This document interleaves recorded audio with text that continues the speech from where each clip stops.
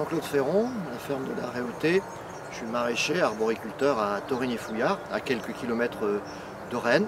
Je suis un acteur des filières courtes puisque la plupart de nos clients viennent cueillir ici leurs fruits, leurs légumes et notamment des framboises devant lesquelles nous sommes.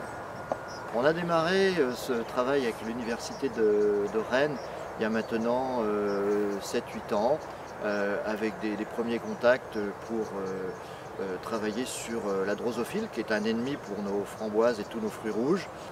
L'intérêt de participer très modestement à ce travail scientifique, c'était effectivement de pouvoir sur le long terme trouver une solution à cet ennemi qu'est la drosophile et contre lequel on n'a pas beaucoup de moyens de lutte. Donc la drosophile est embêtante dans nos cultures parce qu'elle vient se loger de façon insidieuse dans le fruit et qu'on ne la voit pas, et tout particulièrement dans notre formule de cueillette par les clients eux-mêmes, dans la mesure où ils ont le plaisir de cueillir des fruits qui leur semblent convenables. Donc évidemment, il y a un intérêt très très fort à ce qu'une solution soit trouvée. Il y a le plaisir de pouvoir partager avec des spécialistes d'un sujet, et puis une toute petite satisfaction personnelle, c'est de se dire que nous, agriculteurs, on peut aussi être un tout petit, mais un maillon de la chaîne de la recherche.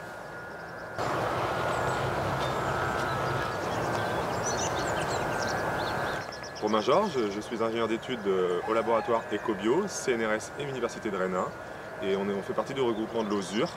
Alors nous sommes ici aujourd'hui pour relever les pièges du projet Droframbe qui s'intéresse à étudier la variation au sein d'une année des populations de Drosophila suzuki dans les parcelles de framboises. Le projet Droframbe fait partie d'un projet ANR qui est beaucoup plus large, le projet Drothermal, qui lui a pour objectif de mieux comprendre la survie hivernale de Drosophila suzuki. Alors Droframbe, c'est un projet participatif avec les producteurs fruitiers sur toute la France, et donc pour cela on a développé un piège qui soit facile à utiliser pour eux. On a fait appel au Subtis à l'université de Rennes pour nous aider à concevoir ce piège.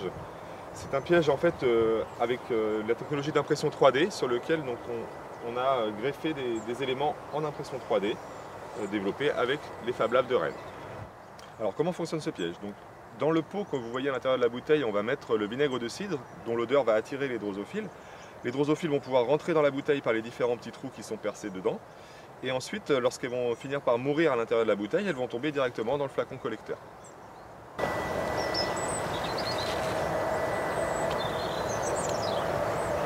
Donc là, on voit qu'après 5 jours, on a capturé plusieurs espèces d'insectes, dont une grosse partie de Drosophila suzuki, mais maintenant, l'étape suivante, ce sera de passer au laboratoire pour pouvoir identifier et compter ces drosophiles. De retour au laboratoire sur le campus de Beaulieu, l'étape suivante consiste à identifier les échantillons qui ont été prélevés sur le terrain. Pour cela, du coup, je vais d'abord séparer les insectes du liquide collecteur. Donc ici, il s'agit de récupérer l'ensemble des insectes collectés et de les mettre dans une coupelle remplie d'éthanol.